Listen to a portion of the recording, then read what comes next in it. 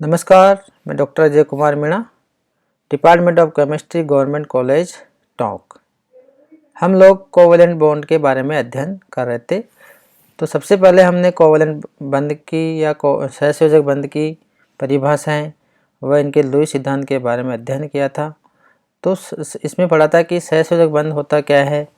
तो सहसंयोजक बंध दो परमाणु के मध्य साझे के द्वारा बनने वाला बंध होता है, जिसके अंदर प्रत्येक परमाणु बराबर इलेक्ट्रॉनों का साझा करता है और बंध का निर्माण करता है। तो इस तरह से जो बंध बनता है उसको हम लोग सहसंयोजक बंध कहते हैं। आज हम पढ़ेंगे सहसंयोजक यौगिकों के सामान्य लक्षण। जो सहसंयोजक यौगिक होते हैं उनके सामान्य लक्षण क्या क्या होते हैं। सबसे पहले देखेंगे भौतिक अवस्था। भौतिक अवस्था मतलब वो उनकी अवस्था किस तरह की होगी। द्रव होंगे, ठोस होंगे या सेमी द्रव होंगे या फिर गैस। तो सहसंयोजक बंध सामान्यतः अध्रुवीय प्रवृत्ति के होते हैं अथवा बहुत कम ध्रुवीय होते हैं। तो सहसंयोजक यौगिक अलग अलग कणों से मिलकर बने होते हैं। इन अणुओं के मध्य वान डेर वाल्स बल होता है।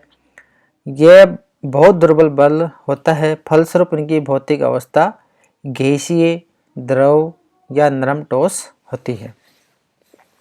तो सहसंयोजक बंध होता है वो अपन जानते हैं कि साधारणतः अध्रुवीय प्रकृति का होता है। तो इनके यौगिक अलग अलग कणों से मिलकर बने होते हैं। तो इन कणों के मध्य वान डेर वाल्स बल होता है, जो कि हम जानते हैं कि वान डेर वाल्स बल बहुत दुर्बल बल होता है। तो इस प्रकार इसके जो यौगिक है वो सामान्यतः गैसीय अवस्था में होते हैं या फिर द्रव होंगे, और द्रव नहीं होंगे तो नरम ठोस होंगे। ठोस होंगे तो वो बहुत ही नरम होंगे। तो इस प्रकार इनकी तीनों प्रकार की अवस्थाएं हो सकती है, गैसीय, द्रव या फिर नरम ठोस। तो इस तरह इनकी भौतिक अवस्थाएं तीन प्रकार की हो गई, गैसीय, द्रव या नरम ठोस। फिर दूसरा आता है इनकी क्रिस्टलीय संरचना। तो सहसंयोजक ठोस यौगिक सामान्यतः छोटे छोटे क्रिस्टलों के रूप में होते हैं, लेकिन कुछ सहसंयोजक यौगिकों की संरचना इतनी विशाल क्रिस्टलीय होती है कि वे असाधारण रूप से कठोर हो जाते हैं। तो सहसंयोजक यौगिक अपन जानते हैं कि बहुत ही इनके मध्य दुर्बल वान डेर वाल्स बल पाए जाते हैं, लेकिन कुछ सहसंयोजक यौगिक संरचना इतनी विशाल क्रिस्टलीय होती है कि वो असाधारण रूप से कठोर हो जाते हैं, जैसे कि हीरा सिलिका SiO2। उसके बाद में सिलिकॉन कार्बाइड है, एल्यूमिनियम नाइट्राइड है आदि। तो इनकी संरचना अपेक्षा से बहुत ज़्यादा कठोर हो जाती है। तो हीरे की संरचना में देखते हैं कि अपन जो सामने जो चित्र दिया हुआ है हीरे की है, sp3 संकरण होता है इसके अंदर, और प्रत्येक कार्बन इसमें टेट्राहेड्रल शेप में होता है। और चित्र में दर्शा रखा है कि टेट्राहेड्रल होने की वजह से इनके मध्य जो बंध कोण होता है वो 109 डिग्री 28 सेकेंड का है।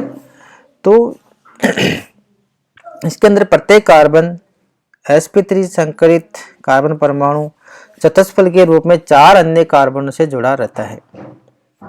इस प्रकार कई चतुष्फलक मजबूती से एक दूसरे में गुथे रहते हैं। इसी कारण हीरा एक सहसंयोजक यौगिक होते हुए भी बहुत कठोर हो जाता है, जो कि सभी पदार्थों में सबसे अधिक कठोर होता है।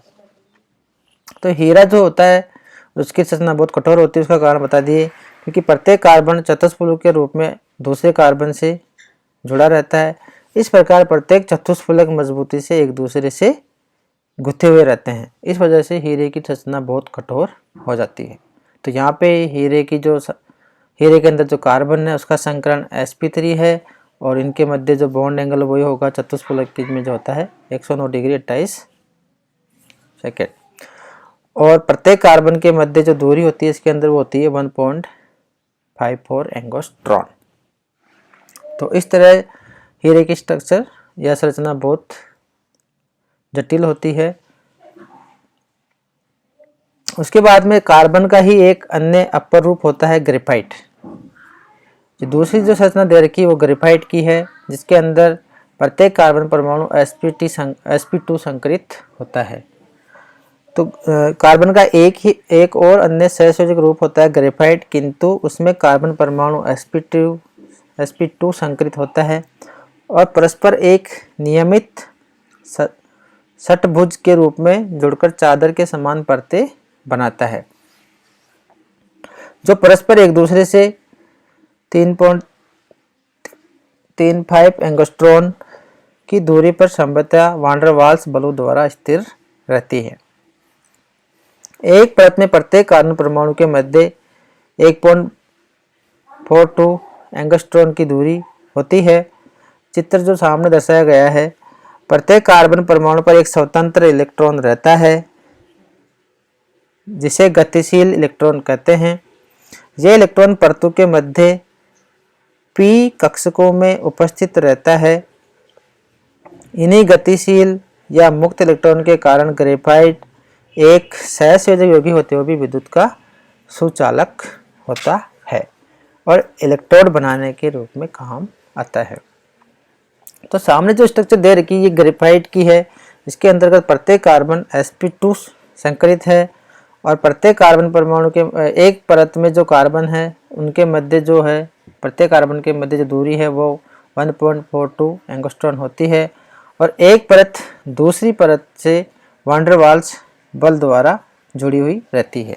तो इस प्रकार ग्रेफाइट की जो संरचना होती है वो परतीय होती है और प्रत्येक कार्बन पर इसमें का अंदर षष्ठफलकीय रूप में, अर्थात एक कार्बन 6 कार्बन मिलकर एक षष्ठभुज की संरचना बनाते हैं और ये षष्ठभुज की संरचना परतों के रूप में होती है और प्रत्येक परत के बीच में जो दूरी होती है, एक परत और दूसरी परत के मध्य जो दूरी होती है 3.35 एंगस्ट्रॉन।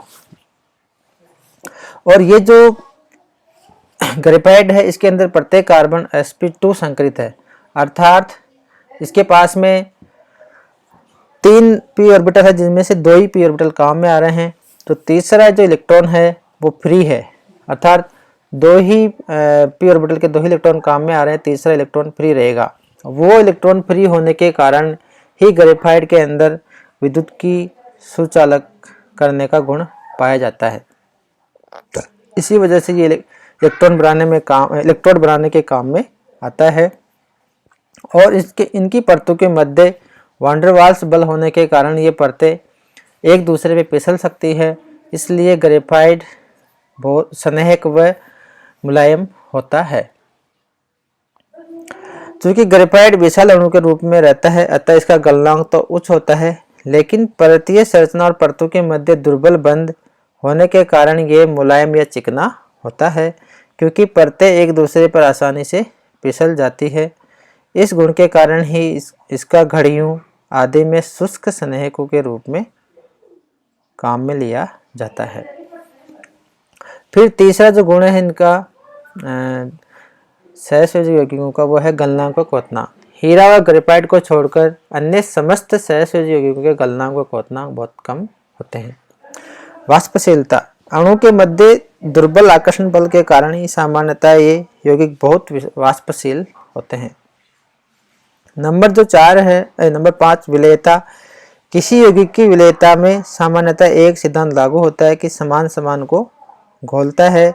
सहसंयोजक यौगिक अध्रुवीय विलायकों में घुलनशील होंगे, जल में अघुलनशील व कार्बनिक विलायकों में घुलनशील होते हैं। नंबर 6 विद्युत की चालकता या विद्युत चालकता। इन यौगिकों में मुक्त इलेक्ट्रॉन अथवा आवेश नहीं पाया जाता, अतः ये विद्युत के कुचालक होते हैं। यहाँ पर ग्रेफाइट इसका अपवाद है, क्योंकि ग्रेफाइट के अंदर मुक्त इलेक्ट्रॉन पाया जाता है, इस वजह से वो विद्युत का सुचालक होता है। फिर बाद में आती है समवायता। सहसंयोजक बंध दृढ़ व दिशात्मक होते हैं, अतः इन यौगिकों में कई प्रकार की समवायता पाई जाती है। तो सहसंयोजक यौगिक उनके अंदर बहुत सारी समवायता पाई जाती है। तो ये